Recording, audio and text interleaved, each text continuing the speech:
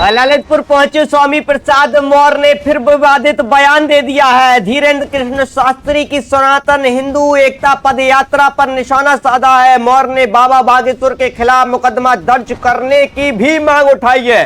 हिंदू राष्ट्र की मांग और सनातन यात्रा को राजनीतिक एजेंडा भी बताया है।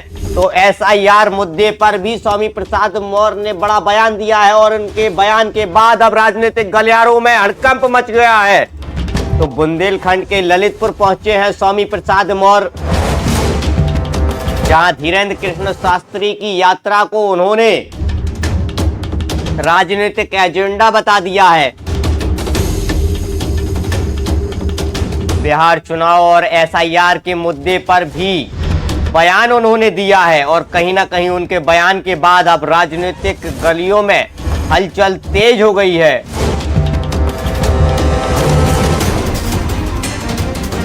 तो ललितपुर दौरे पर हैं आज स्वामी प्रसाद मौर्य और क्या कुछ कह रहे हैं आपको पहले वह सुनवा देते हैं। छोड़ने का फैसला सर, देश में धीरेन्द्र शास्त्री की जो यात्रा निकली उसके बारे में आप क्या कहेंगे सनातन को लेकर? पहली बात तो कोई किसी भी धर्म का यात्रा निकाले उससे हमें कोई परहेज नहीं, लेकिन हिंदू राष्ट्र की मांग को लेकर के अगर कोई यात्रा निकाली गई है तो ऐसे लोगों के खिलाफ राष्ट्रद्रोह, देशद्रोह के आरोप में मुकदमा दर्ज कर जेल की सलाखों में भेजना चाहिए। जब 1947 आजादी के बाद भारत संप्रभु राष्ट्र बन गया, भारत का अपना संविधान बन गया, देश बंटवारे की कोशिश क्यों? राष्ट्र जो हिंदू राष्ट्र की मांग कर रहे हैं वो देश के बंटवारे का बीज बो रहे हैं, देश को बंटवारे की ओर ले जा रहे हैं। एक बार यही मांग हिंदू महासभा ने 1919 में उठाई थी, जो 1939 में परवान चढ़ी जब वीर सावरकर उसके राष्ट्रीय अध्यक्ष बने। और वीर सावरकर 1947 के बाद उनके जो उत्तराधिकारी आए उनके ही कार्यकाल में देश आजाद हुआ और हिंदू महासभा के दबाव में उसमें इस देश का बंटवारा हुआ।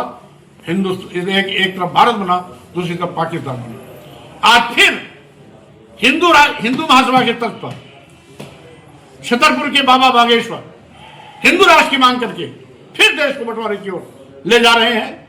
स्वाभाविक रूप से अगर हिंदू राष्ट्र की मांग करना जायज है तो बौद्ध राष्ट्र क्यों नहीं, खालिस्तान क्यों नहीं, सिख राष्ट्र क्यों नहीं,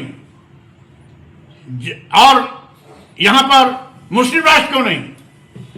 इसलिए क्योंकि सभी धर्म, पंथ, संप्रदाय से बड़ा देश है, इसलिए किसी भी धर्म, पंथ, संप्रदाय को देश के अस्तित्व के साथ खिलवाड़ करने की छूट नहीं मिलनी चाहिए।